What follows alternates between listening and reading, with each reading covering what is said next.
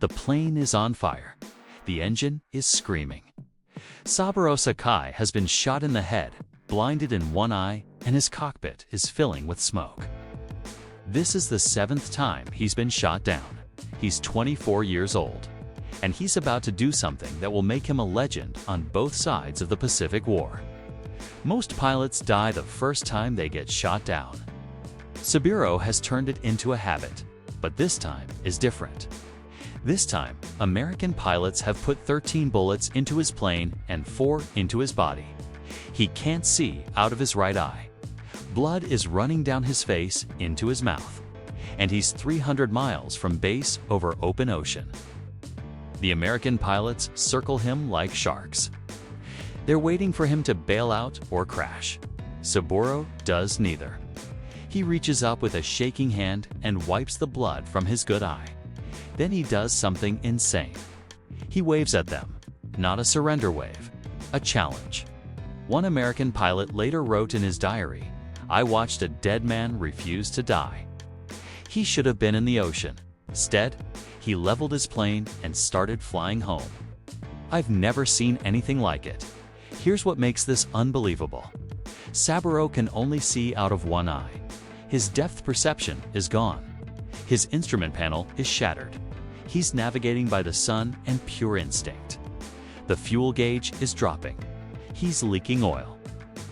The engine should quit any second. For hours, that's how long he flies like this. For hours of holding a dying plane in the air through willpower alone. His squadron has written him off. They've already reported him killed in action. His mother will get the letter tomorrow. But Saburo isn't done, not even close. If you want to see how this impossible story ends, subscribe right now. I post stories like this 3 times a week. True stories about the men who refuse to accept defeat. Don't miss what happens next, because it gets even more insane. He sees the coastline. Japan.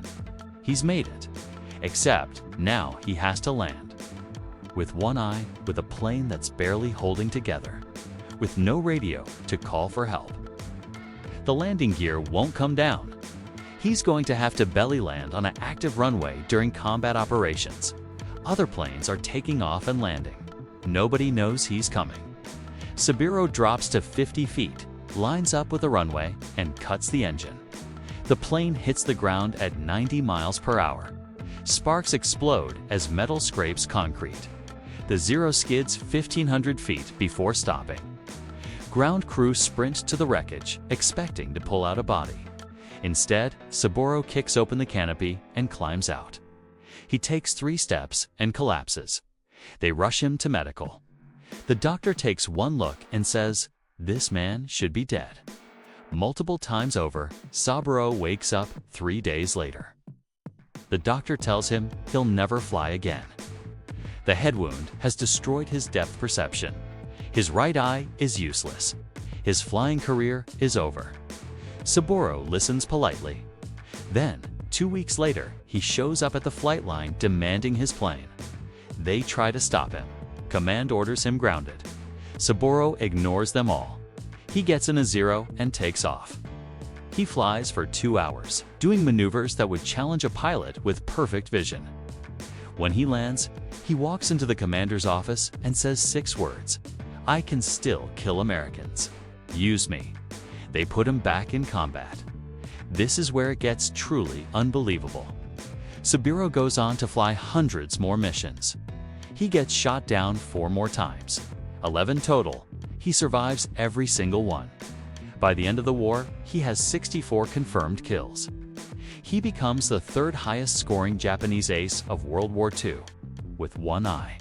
American pilots start calling him the Ghost. They know his plane by the markings. When they see it, they know they're in for the fight of their lives. Some refuse to engage. Not from fear exactly, from respect. You don't mess with a man who's died 11 times and keeps coming back. August 1945. The war ends. Saburo is still alive. Against every possible odd, he's survived. But here's the part that will break your heart and restore your faith in humanity at the same time. 1960s, 15 years after the war. Saburo receives a letter from America. It's from one of the pilots who shot him down that day, the 7th time. The American pilot's name is Harold. He's been searching for Saburo for years. The letter says, "I need to know if you survived. I've thought about you every day since that battle. You were the bravest man I ever fought." Saburo writes back. They start corresponding. In 1976, they meet in person at a veterans reunion. Two men who tried to kill each other. Harold looks at Saburo's scars and starts crying. "I'm sorry," he says. Saburo stops him. "Don't be. You were doing your job, I was doing mine. We both survived. That makes us the lucky ones." They become best friends. For the next 30 years, until Harold dies in 2006, they're inseparable. They travel together, give speeches together about the futility of war and the importance of honor. When Harold passes, Saburo flies to America for the funeral. He's 90 years old, still flying. The priest asks if anyone wants to say something. Saburo stands up. He's crying. He says, "Harold tried to kill me. I tried to kill him. But when the bullet stopped, we discovered we were the same. We were just men trying to survive. He taught me that former enemies can become brothers. That's the real victory." Saburo Sakai died in 2000 at age 84. He was flying his plane until he was 80. The man who should have died 11 times lived longer than almost any other fighter pilot from World War II. At his funeral, both Japanese and American veterans stood side by side. Former enemies united by respect for a man who defined courage. If this story moved you, share it with someone who needs to hear it. This is what real strength looks like. Not the ability to kill, but the ability to survive, to forgive, and to build bridges where there used to be bullets. Subscribe for more true stories about the warriors who shaped history. Next video drops in 2 days.